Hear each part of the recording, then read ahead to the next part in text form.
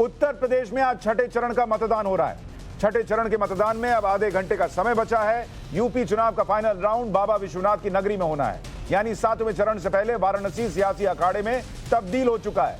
ममता बनर्जी ने आज अखिलेश यादव के समर्थन में वाराणसी में रैली की। ममता बनर्जी ने खुद को लड़ाकू बताया, मोदी सरकार के खिलाफ जमकर हमला बोला।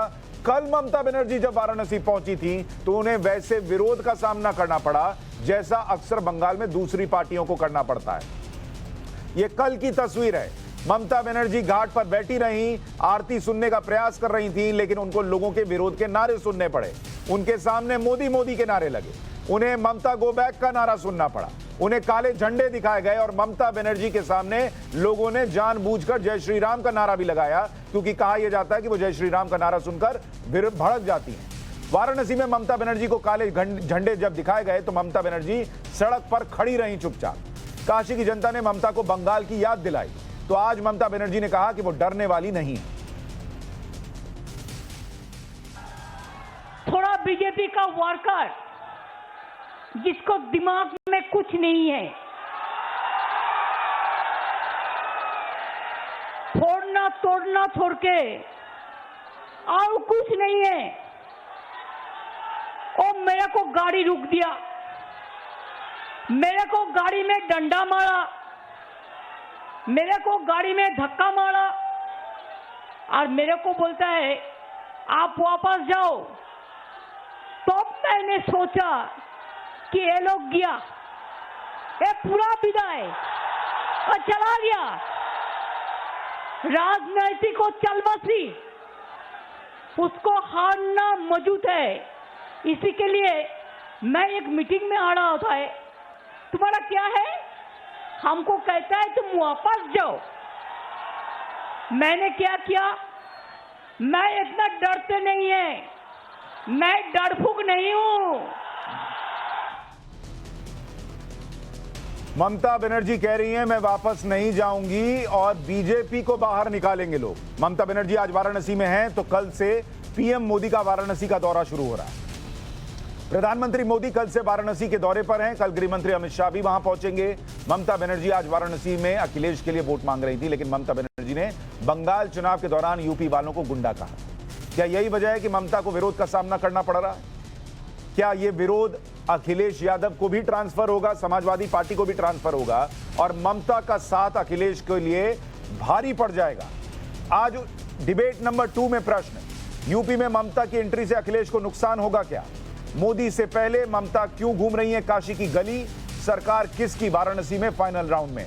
आलोक अवस्थी बीजेपी के प्रवक्ता हमारे साथ जुड़ रहे हैं, अतुल सक्सेना समाजवादी पार्टी के नेता और शांतनु गुप्ता राजनीतिक विश्लेषक हमारे साथ इस वक्त जुड़ रहे हैं। अतुल सक्सेना जी, क्या ममता बनर्जी को जो ये विरोध वाराणसी में देखना पड़ा है, जो बंगाल में हुआ, उसकी याद जो लोगों के जहन में है, क्या वो अखिलेश यादव को नुकसान पहुंचाएगी पूर्वांचल में?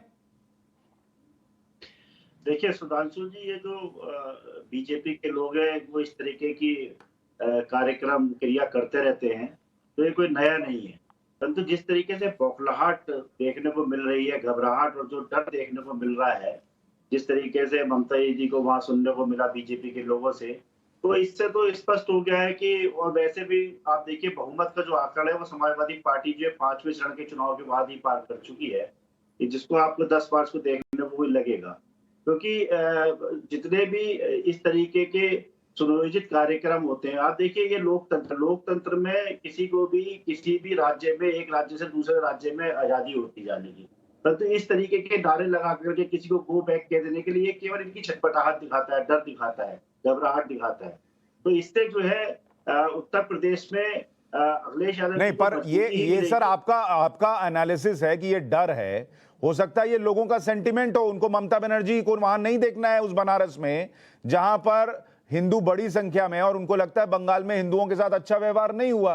हो सकता है वो वोटर आपके साथ न जाए ममता बनर्जी की तस्वीर देखकर, उनका चेहरा देखकर। देखिए बीजेपी के जो लोग हैं सुधांशु जी, समझना पड़ेगा आपको, बीजेपी के लोग हैं ना तो किसान को देखना चाहते हैं, ना जितने बेरोजगार हमारे उत्तर प्रदेश में, ना उन बेरोजगार लोग हैं उन्हें देखना चाहते हैं, क्योंकि उन पर लाठी बरसाने का काम करते हैं। बेसिकली बीजेपी जो है केवल जो उत्तर प्रदेश में केवल चंद पूंजीपतियों के जो लोग काम करते हैं उनको देखना चाहते हैं। ये जो कानून लाए या जो जिन भी लोगों के लिए काम किया, ये चंद लोगों के लिए करने का काम किया। तो बीजेपी केवल उन्हीं लोगों के लिए राजनीति करने का काम करती है, उन्हीं लोगों के लिए फायदा पहुंचाने का काम करती है, क्योंकि विकास की कोई बात करती नहीं है। क्योंकि यदि ठीक विकास है, की बात करते बीजेपी तो से उत्तर प्रदेश पूछते में हैं। विकास कहाँ हुआ है? आलोक अवस्थी जी, आपके इनके हिसाब से आप डर गए इसलिए ममता बनर्जी को रोका, आप किसी को देखना पसंद नहीं करते इसलिए ममता बनर्जी को रोका। ये वाराणसी का सेंटीमेंट नहीं है, ये बीजेपी के कुछ लोग हैं, ममता बनर्जी भी कह रही हैं बीजेपी के लोग जो दिमाग से खाली हैं उन्होंने मेरा विरोध किया। देखिए, मेरा तात्पर्य इसको आज स्वाभिमान विरोध करेगा, क्योंकि बंगाल के चुनाव में ममता बनर्जी ने उत्तर प्रदेश वालों को गुंडा कहा था। अब उत्तर प्रदेश के लोगों को बुरा लगना स्वाभाविक है। अखिलेश यादव को बुरा नहीं लगता क्योंकि गुंडों की पार्टी है। गुंडों और दंगाई उनके सदस्य हैं, उनकी पार्टी के कैंडिडेट है। उनको चुनाव में जो उन्होंने टिकट दिए है वो टिकट दिए है और टिकट दिए खुलेआम किया है, तो बुरा नहीं लगता होगा। आशीष सक्सेना जी को बुरा नहीं लगता होगा, लेकिन उत्तर प्रदेश के नागरिकों को बुरा लगता है कि कोई उनको कहे कि गुंडा है। उत्तर प्रदेश वाले गुंडे नहीं है। उत्तर प्रदेश की वजह से आज तमाम देश के तमाम प्रदेशों के उद्योग चल रहे हैं, चाहे पंजाब में हो चाहे महाराष्ट्र के अंदर हो। आज उत्तर प्रदेश के लोग वहां पर जाकर के बिजनेस में अपना योगदान बराबर से दे रहे हैं। वहीं राहुल गांधी जी जब केरल चले जाते हैं तो केरल जाकर के वो कम दिमाग का बोलते हैं यूपी वालों को। सर, मैं थोड़ा सा आपको माफी के साथ रोक रहा हूं। इस वक्त एक बड़ी खबर आ रही है, प्रधानमंत्री नरेंद्र मोदी ने यूक्रेन से लौटे छात्रों से बात की है। इस वक्त की बड़ी और अहम खबर आपको बता दूं, प्रधानमंत्री नरेंद्र मोदी ने यूक्रेन से जो छात्र लौटे हैं उनसे बातचीत की है। इससे पहले हमने तस्वीरें देखी थी कि मोदी सरकार के कई मंत्री उन छात्रों को लाने गए थे। कई नेता और मंत्री जो हैं वो विमान में गए और उनका स्वागत किया, उनसे मिले। अब आज तस्वीरें आ रही हैं, प्रधानमंत्री नरेंद्र मोदी ने इन छात्रों से जो मुलाकात की है उसकी तस्वीर है। पीएम नरेंद्र मोदी इन छात्रों से मिले, उनके साथ फोटो खिंचवाई, उनसे चर्चा की, वहां क्या स्थिति है नहीं है, कैसी सुविधाएं मिली जब उन्हें रेस्क्यू किया गया, आने में कोई दिक्कत तो नहीं हुई। ऐसे तमाम प्रश्न जो है नरेंद्र मोदी ने, पीएम नरेंद्र मोदी ने उनसे पूछे हैं। छात्र बेहद खुश नजर आए पीएम मोदी से मिलने के बाद। ये आज की तस्वीर है, पीएम के साथ फोटो खिंचवाने की ललक भी दिखी और पीएम जो है वो छात्रों से मिलते भी नजर आए।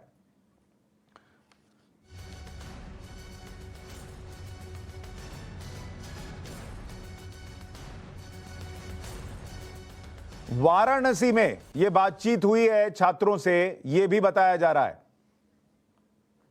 वाराणसी के भी छात्र थे जिन्होंने पीएम मोदी से बात की है और यूक्रेन से जो छात्र लौटे थे उन्होंने भी बातचीत की है।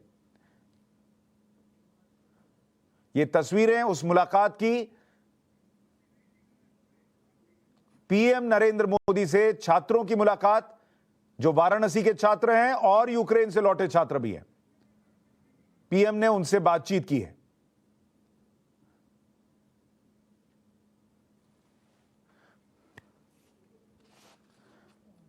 आलोक अवस्थी जी, अब अपनी बात कहिए और यह बताइए कि अब इन तस्वीरों के भी मायने निकाले जाएंगे कि क्या इसका भी चुनाव के लिए इस्तेमाल हो रहा है?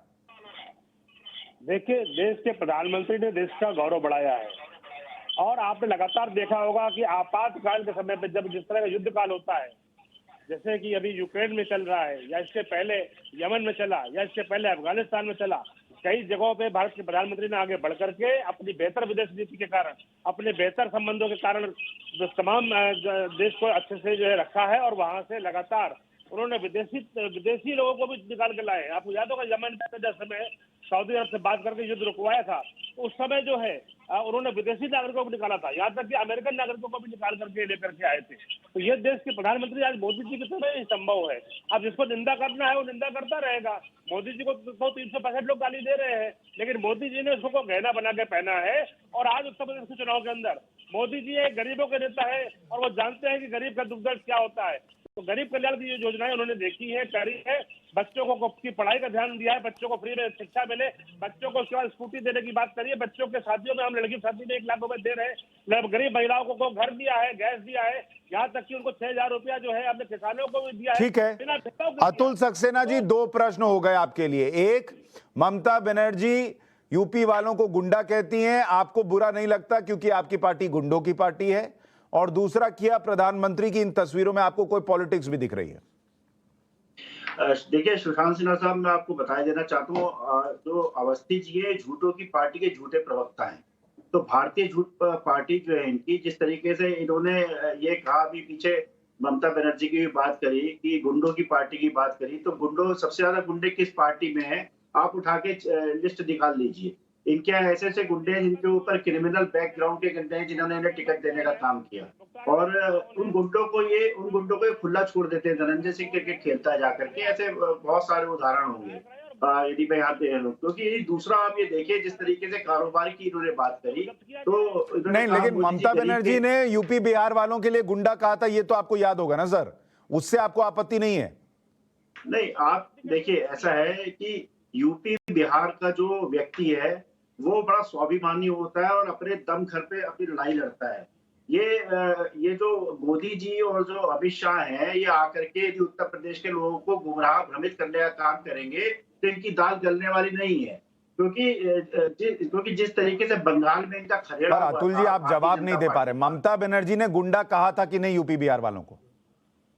नहीं, वो आपको देखना पड़ेगा कि देखिए किस चीज में, किस परिप्रेक्ष्य में क्या चीजें कही जाती है। अब देखिए, यदि ममता यदि कल बनारस में गई और वहां जाकर के यदि उत्तर प्रदेश का आदमी उन्हें गो बैक के नारे लगाता है, तो क्या कहेंगे कि उत्तर प्रदेश का भाजपा के लोग गुंडा कहेंगे कि नहीं कहेंगे?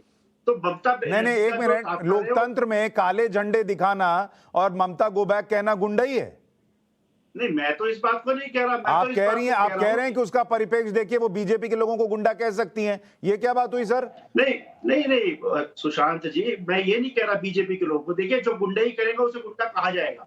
अब यदि बीजेपी के लोग गुंडाई करने का काम करेंगे तो उन्हें गुंडा, तो मतलब ममता बनर्जी ने ठीक किया यूपी वालों को गुंडा कह के ना? फिर अगर गुंडाई किया है तो गुंडा सुनना पड़ेगा, आप कह रहे हैं इसका मतलब। शांतनु गुप्ता हमारे साथ जुड़ गए हैं। शांतनु गुप्ता जी, ममता बनर्जी वाराणसी घूम रही हैं, विरोध झेल रही हैं, क्या ये विरोध वाराणसी का विरोध है, बीजेपी का विरोध है, क्या तस्वीर है वहां की? सुशांत भाई नमस्कार।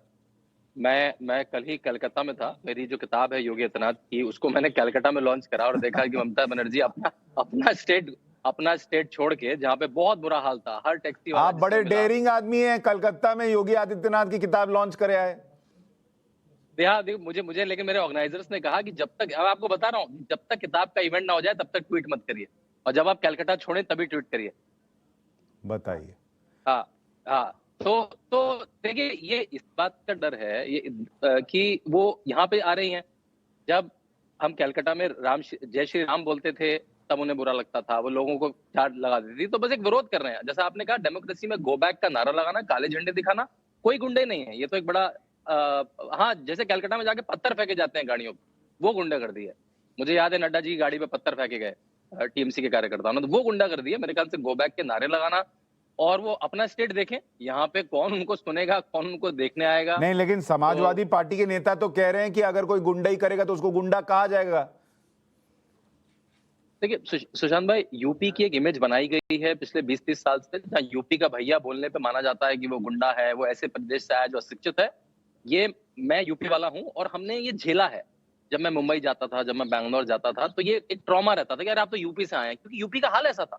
यूपी अगर किसी को इंस्पायर करता था तो केवल बॉलीवुड की गैंगस्टर मूवीज को। लेकिन आज का यूपी अलग यूपी है। आज की यूपी में फिल्म सिटी की बात होती है, आज की यूपी में फिल्म सिटी की बात होती है, आज की यूपी में जीएसडीपी की बात होती है, आज की यूपी में ईज ऑफ डूइंग बिजनेस की बात होती है, घरों की बात होती है। शांतनु भाई, आज का जो यूपी है, जब वो बदला हुआ है और ममता बनर्जी का वो गुंडा वाला बयान याद आए या उनको जय श्री राम सुनकर दिक्कत होती है ये याद आए, तो क्या इसका नुकसान होगा, और क्या ये नुकसान अखिलेश यादव को ट्रांसफर होगा? तो मेरे ख्याल से अखिलेश यादव को अगर मैं एडवाइस भी करता तो ममता बनर्जी को यूपी में कोई नहीं पसंद होता है, तो उनको यहाँ पे आना, उन्होंने उत्तर प्रदेश के अगेंस्ट में बोला है, जय श्री राम के अगेंस्ट में बोला है, उत्तर प्रदेश वालों को बाहरी बोला है, तो वो सब बोलने के बाद में तो आलोक अवस्थी जी, ये तो आपके फायदे की बात है, ममता बनर्जी आई, आपको फायदा होना चाहिए फिर।